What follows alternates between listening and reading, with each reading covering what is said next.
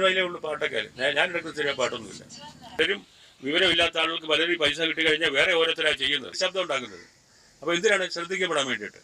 ഇപ്പോൾ ദിവസം ഇന്നത്തെ പത്രത്തിലെല്ലാം പടം സെൽഫോണിൽ വേണമെങ്കിൽ നിങ്ങൾക്ക് സിനിമ എടുക്കാം. ഈ വലിയൊരു ഹ്യൂജ് എമൗണ്ട് ചിലവാക്കേണ്ട ആവശ്യമില്ല. ഈ പണം കൊണ്ട് 3 പേർക്ക് സിനിമ എടുക്കാം. അതല്ലേ പ്രധാനം. ഈ 3 പേർക്കും ട്രെയിൻ ചെയ്യാം അവരെ. അങ്ങനെ ഒരു പോസിറ്റീവായിട്ടുള്ള കാര്യമാണ് പറഞ്ഞത്. അതിനകത്ത് നെഗറ്റിവിറ്റി ഉണ്ടാക്കിയത് എങ്ങനെയാണ് നിങ്ങൾ?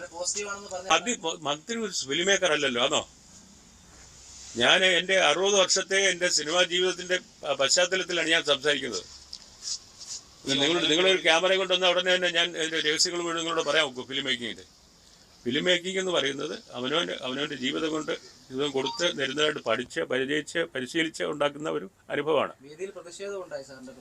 അത് ഇതിനുമായിട്ട് യാതൊരു ബന്ധമില്ലാത്ത ഒരു കുട്ടിയാണ് എണീച്ചതെന്ന് പ്രതിഷേധിച്ചത്. അവരാ കോൺക്ലേവിൽ എങ്ങനെ പങ്കെടുത്തു എന്നുള്ളത് അതിശയമാണ്. സംഗീത അക്കാദമി സിനിമയായിട്ട് യാതൊരു ബന്ധവുമില്ല. പാട്ട് പശ്ചാത്തല സംഗീതത്തിന് എന്താ കാര്യം?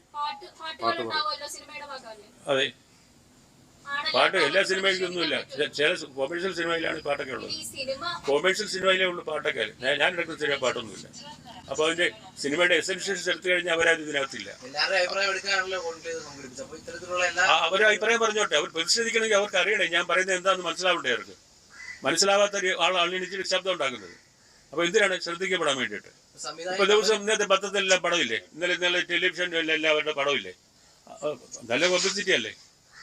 അതുകൂടെ എന്താ വേണ്ടത്? അങ്ങ് ഉദ്ദേശിച്ചത് SC/ST വിഭാഗക്കാർക്ക് പ്രത്യേക പരിശീലനം വേണമെന്നാണോ, അതോ പുതുതായി സിനിമ എടുക്കാൻ വരുന്ന എല്ലാവരും സിനിമ എടുക്കാൻ ഗവൺമെന്റ് പൈസ കൊടുക്കുമോ? നിങ്ങൾ എന്താ മനസ്സിലാക്കാത്തത്? ഗവൺമെന്റ് പണം കൊടുക്കുന്നതാണ്. ഗവൺമെന്റ് പണം കൊടുത്ത് പടം എടുപ്പിക്കുകയാണ്. അപ്പോൾ അവരെ കൃത്യമായിട്ട് അവരെ അതിന് തയ്യാറാക്കണം എന്നാണ് ഞാൻ പറഞ്ഞത്. എംപവർ ചെയ്യണം. എങ്ങനെ? ഇതിനെപ്പറ്റിയുള്ള സാങ്കേതികമായ പരിജ്ഞാനം കൊടുത്തിട്ട് അവരെ എംപവർ ചെയ്യണമെന്നാണ് പറഞ്ഞത്. അതിൽ കൂടുതൽ പോസിറ്റീവായിട്ട് ഇതിനെപ്പറ്റി പറയാൻ പറ്റുകയില്ല. ഇങ്ങനെ പണം എടുത്തുള്ള സിനിമകൾ, ഈ 1.5 കോടി രൂപ മുടക്കിയിട്ടുള്ള പടങ്ങളൊക്കെ വലിയ നിലവാരം പുലർത്തുന്നതും അന്താരാഷ്ട്ര തലത്തിൽ ചർച്ചയായിട്ടുണ്ടെന്നുള്ള തരത്തിലാണ് അതിന് വ്യാഖ്യാനം വരുന്നത്. ആര് പറഞ്ഞങ്ങനെ? ഇപ്പോൾ ഡോക്ടർ ബിജോ ഉൾപ്പെടെയുള്ള അങ്ങനെ സാറി 1.5 കോടി രൂപ മുടക്കിയിട്ടുള്ള സിനിമകൾ കണ്ടു മാത്രമല്ല അവർക്കെല്ലാം പരാതികളും ഉണ്ട്. ഞാൻ ഒന്നിലധികം പടം കണ്ടിട്ടുണ്ട് ഇവരെടുത്ത പടങ്ങൾ. അവരെല്ലാം പൊട്ടൻഷ്യലായിട്ട് കഴിവുള്ള ആളുകളാണ്, സംശയമൊന്നുമില്ല. പക്ഷെ അവർക്ക് ഒരുപാട് പരാതികളുണ്ട്. അതിനോടാണ് ഞാൻ പറഞ്ഞത്, ഈ പടം എടുക്കാൻ വരുന്നവരെ അവരെ ബഡ്ജറ്റ് കൂടെ ഉണ്ടാക്കാനും ഒക്കെ ആയിട്ട് പഠിപ്പിക്കണം. എങ്ങനെയാണ് പബ്ലിക് ഫണ്ട്സ് ഇതിനു വേണ്ടി തന്നിരിക്കുന്നത്? അത് ഗവൺമെൻറ്റിൻ്റെ വലിയൊരു പ്രോജക്റ്റാണ്. അവരെ യാതൊരു നിബന്ധനകളും ഇല്ലാതെ കൊടുക്കുന്നത്. അവർ പടം എടുക്കാനായിട്ട് തിരിച്ചടയ്ക്കാനൊന്നും വേണ്ട. നമ്മളൊക്കെ പലരും വിവരമില്ലാത്ത ആളുകൾക്ക് പലരും പൈസ കിട്ടി കഴിഞ്ഞാൽ വേറെ ഓരോരുത്തരാണ് ചെയ്യുന്നത്.